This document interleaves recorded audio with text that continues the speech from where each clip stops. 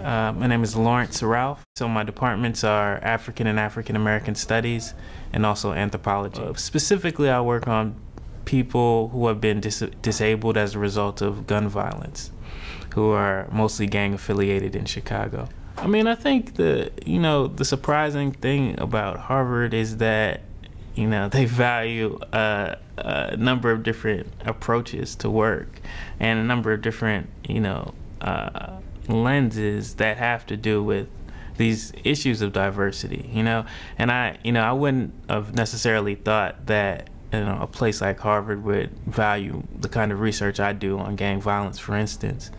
But I found a lot of not only collaborators but supporters here of my work, and so just that has surprised me. Individual support, I would say, from very kind of established and senior faculty members in the field has also been, something that I wouldn't necessarily expect, but have encountered here. From a faculty perspective, the way I think about diversity is informed by the people who I came in with as just starting, so it has to do with age, but also race and gender in terms of trying to kind of diversify the experience and perspectives of what you typically think of as a Harvard professor. Compared to other schools, our teaching load is very generous.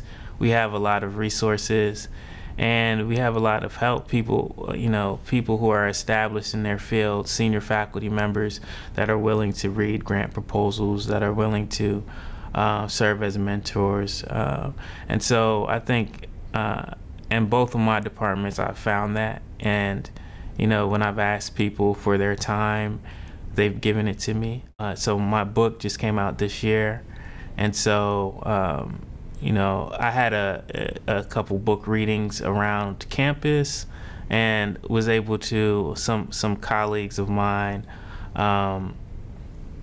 such as Kay Chalamet, set up a kind of a talk through Ethnicity, Migration, and Rights, a committee that she's on, which brought the wider Harvard community to see and showcase my work, and that's very helpful, particularly at this stage.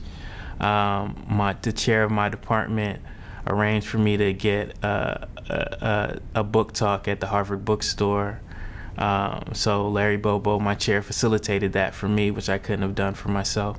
So those concrete things are very helpful, especially when you're doing something like writing a book for the first time and you kind of don't know what you should do or how to kind of promote the book or promote your research agenda. Okay, so the book title is called Renegade Dreams: Living Through Injury in Gangland Chicago. And the heart of it is this issue of disability. So gang members who have been paralyzed as a result of mostly gun violence. And, I talk about how they belong to the gang and the community before and after they become disabled. And so throughout the book, I try to develop a concept of injury that starts in the body in terms of the physical injuries that people may experience, but then becomes a metaphor for social injuries that people experience and talk about, and with the same language that they might talk about a disability. So they can experience redevelopment projects as injurious, or mass incarceration as an element of injury. And so I try to develop a language to talk about the way people are injured, but the way that people try to transform those injuries into aspirations or into dreams. And so that's the concept, that duality. A renegade dream for me is how people live through injury, how they reimagine injury, and how they think about their future in terms of what they have experienced and what they're trying to overcome.